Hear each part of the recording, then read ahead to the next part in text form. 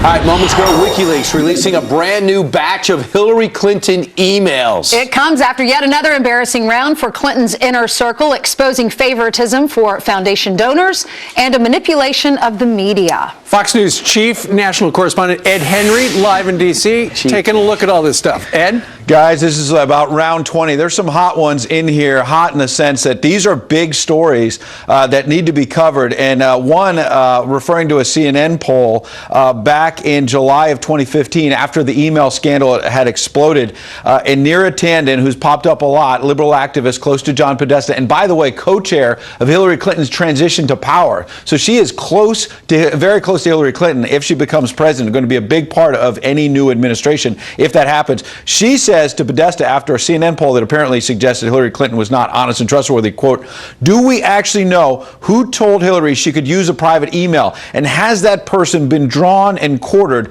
like whole thing is bleeping insane?" That's not really holding anything back. Another one that we have literally just gotten in the last moment about the DNC, and it says, Cheryl Mills, "I will definitely have a conversation with her once Seamus," he's the political director at the White House, "gets DWS, Debbie Wasserman Schultz, and Amy, her chief of staff, aligned.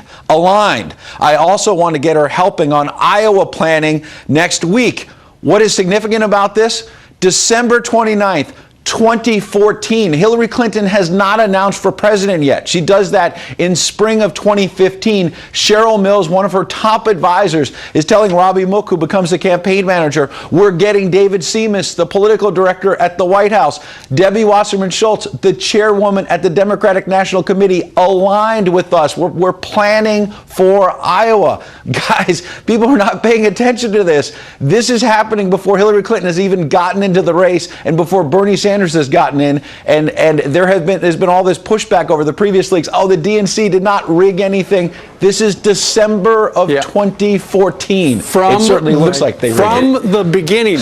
And Ed, the first one you had, the new jackpot, that apparently people inside the campaign were saying, now who exactly said it was okay for her to set up that private email server? People have tried to ask her. In fact, I think you have tried to ask her that on the trail. And what does she say? She just changes the subject. Well, they have, right. And Brian Pagliano was obviously an IT specialist. He's taken the fifth. So we don't know if he was the one who set it up or whether he was directed by others, obviously. I'll give you another quick one, which is, I think what you're talking about there with, who set this up, they should be drawn and quartered. Right. That shows frustration in Hillary Clinton's camp. Summer of 2015, that this was a big story. They were telling us this is blown out of proportion. It's not. Philippe Reines, another email in March of 2015 when this story broke, quote, "There is just no good answer. We need to gut through the process phase, get them all out there, and let the content do the talking." So look, Ed, that's a whole other thing that in private, they were saying the opposite of what they said in public. Ed, you were on the trail, so this must be really hitting home for you because you were saying it was a good story. No one else in the media around you seemed to even be on top of it. Just refresh my memory or our memory on when it was exposed that she had this private server and Trey Gowdy offered the subpoena. So this is 2014. When was it exposed? The timeline is fascinating. About March 1st, 2nd of 2015, the New York Times breaks the story that she had a private email account. About 2 days later, the Associated Press reports she also had a private server in her home. That's, I believe, March 4th, 2015. What happens that day?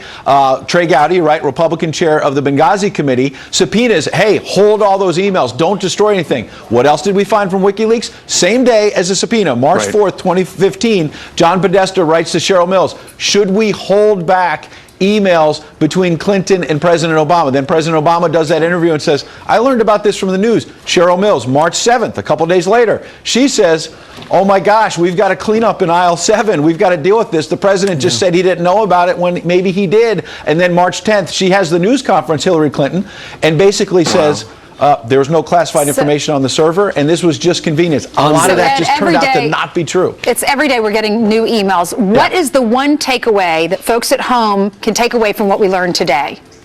Well, I think from what we learned today, I'm telling you, we should dig in more to the one I just said for a minute, which is Cheryl Mills in December of 2014, beyond the email stuff we talked about, which is important, but Cheryl Mills saying, how do we, we're getting Debbie Wasserman Schultz aligned. We're planning Iowa caucuses.